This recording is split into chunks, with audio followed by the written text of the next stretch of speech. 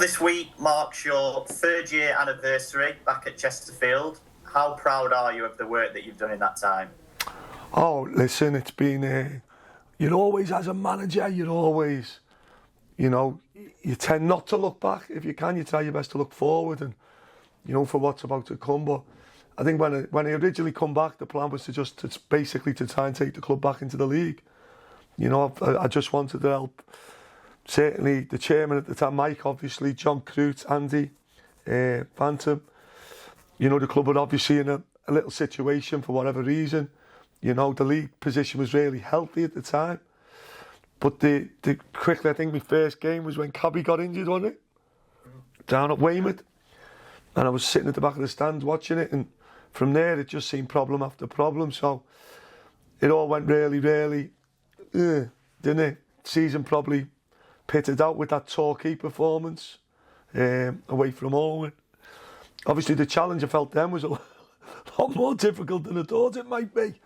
But along with great help I've had from so many people, at the club, both above me, my coaching staff, Danny Webb, Gary Roberts, Kieran, all the lads around me, Paddy.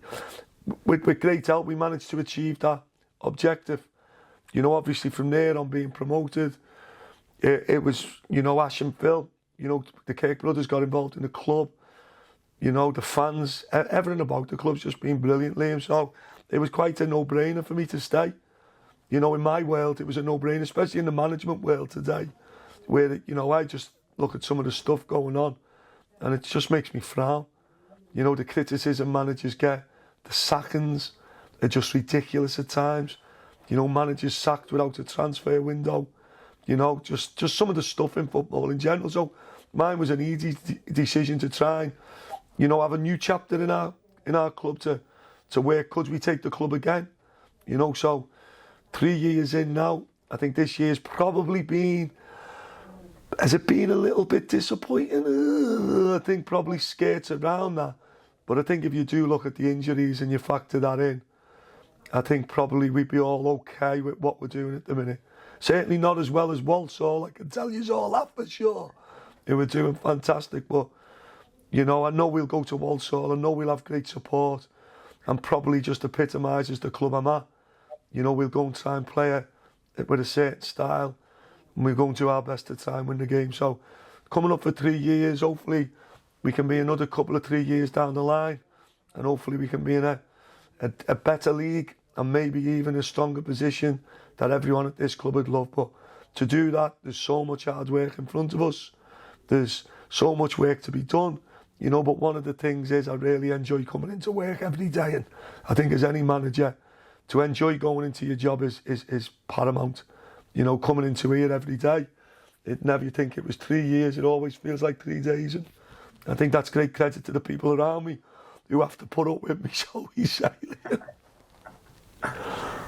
Great answer. Obviously, since the Doncaster game, there's been a lot of people asking about John Fleck. Is he okay? Yeah, John, absolutely, John, brilliant. I think a quick update, was on medication. John, he'd come off the medication because of how good he'd felt. And I think it was just a hiccup in regards to his body needing the medication. John's just got to see one more specialist to have that box ticked. He's in great form. He's been in every day. So I can reassure our supporters, everything looks great for John. And it was just at a point, I think, in the Bromley game, we'd all seen a glimpse of John's qualities, and it's something that we've all looked forward to seeing on the pitch. And hopefully, certainly for our supporters' point of view, we will see that again very, very soon. They won't be at Walsall tomorrow, but hopefully it will be soon. Fantastic. Well, that's great news. Obviously, this week as well, you've had to name your squad list. How difficult was that to obviously leave the players out that you've had to? I don't think it's a case of leaving players out, Liam. It's been a case of there's still a couple of slots available. We've got on the fringes of our squad now quite a number of players. Some basically all who need to play football, Liam. So it's more a case of who might go out on loan, who might be needed, who might go out for 28 days that could still come into the squad. So we're just managing all the eventualities. Certainly at the club, player A, B, C and D, it's not like they haven't got a future at the club. It's just, for example, Vonti, he's been out for 3 or 4 months with an injury. Kane Drummond and Bailey Hobson have been available but playing, but might need to. So everyone's got a different little story. You know, the squad's been picked, obviously. We're hoping Kyle McFadden makes it, you know, before the end of the season. Kyle's very positive of how he's going to be. So there's numerous different sorts of scenarios. We just felt the best one was to name the players that we've named and leaving the door ajar slightly for all of the others. Have you got anyone close to moving out? Again, Liam, I'm not going to really want to discuss all that. You know, I try my best with the players, as you can imagine, to have honest conversations over a cup of tea. You know, I think the most healthy thing for any footballer is playing football. For anyone at any club. You know, we've gone through a period where we had no players, and now we've come out the other side of that period, and now we've got probably 2 or 3 too many. So, you know, myself and Ash Kirk, we manage that on a daily basis. And I'm sure when there is news on someone moving out, whether that be permanently or on loan, i.e. for Brandon Orton last week, and I'd just like to go on record and wish Brandon really, really well. He was a fantastic servant for the club, a really good lad. He played his part in that promotion, and he was a pleasure to work with. So we wish Brandon well at Gateshead. And now we address the situation with the other boys who are in the building, all looking to play football. Yeah, I was going to ask about Brandon. Obviously played a part in last season's promotion. Was it just a case of him going out and getting some regular minutes then? Got to play minutes. You know, Jack Sparks has been brought in, and Jack's been excellent for us, really playing really well.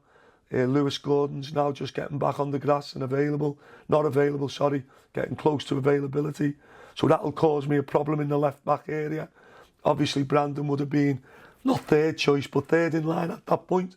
And anyone who's third in line can quickly become first in line. It's with opportunity. But the way we play, the way we're rolling into a 3 at the back at times, you know, we just felt it with Brandon's contract being up in the summer. It was a perfect opportunity for Brandon to go and get a longer contract, a club that suits his style of play, you know, and certainly with everyone at Chesterfield's best wishes for his future. No different than other lads who've left us, like Jeff King, Joe Quigley's. They'll always be welcome at our club.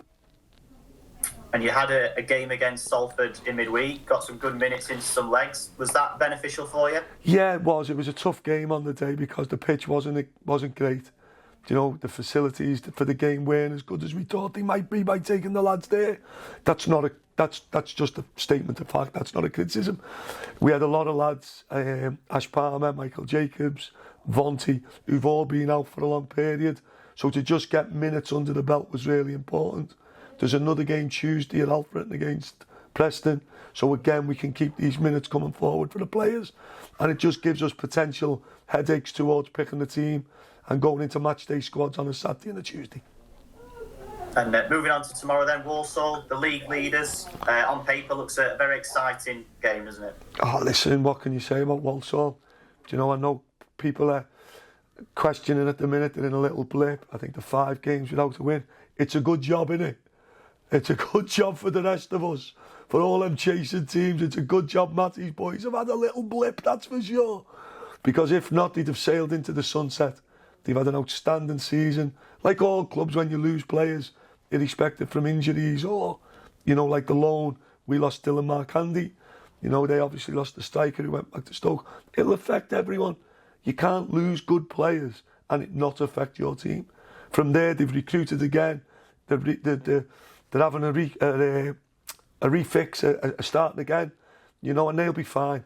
You know, they're a really difficult opponent. They got in the position they got into, or they are in, by just winning football games and winning them regularly and winning them by good margins. So I'm sure they'll be fine. I've got no problems with what they're about or what they're doing. It'll be a really difficult game for us tomorrow. You know, but it's a game we look forward to. I think we'll have great support. We travel there on the back of a really good win, a really good performance. And we know for us to make ground on the teams above us, we've got to win games. Yeah, do you go into it full of confidence after that big win against Doncaster last week? I do. It's just football. You know, we had a really disappointing loss at Cheltenham. You know, it was a game we should not have lost. You know, that would have been sandwiched in the middle of beating Bromley well and beating Doncaster. And every team, you know, apart from Walsall this year, have had inconsistencies. You know, Walsall have been by far the standout team. They've just won regular and they've kept pitching. You know, for the rest of us, they've all been littered with moments. You know, for us now, we're probably 2 wins, 3 wins off where we need to be. Ideally for us, keep winning, and you'll catch everyone above you. If we don't keep winning, we won't. So it's simple. But I think our supporters who've been brilliant. You know, they've been absolutely magnificent home and away. You know, the atmosphere in the Doncaster game was brilliant, the atmosphere in the Bromley game. And again, tomorrow, our players are conscious of it, not in a bad way, in a really respectful way, of how much it means to the town of Chesterfield that we do well.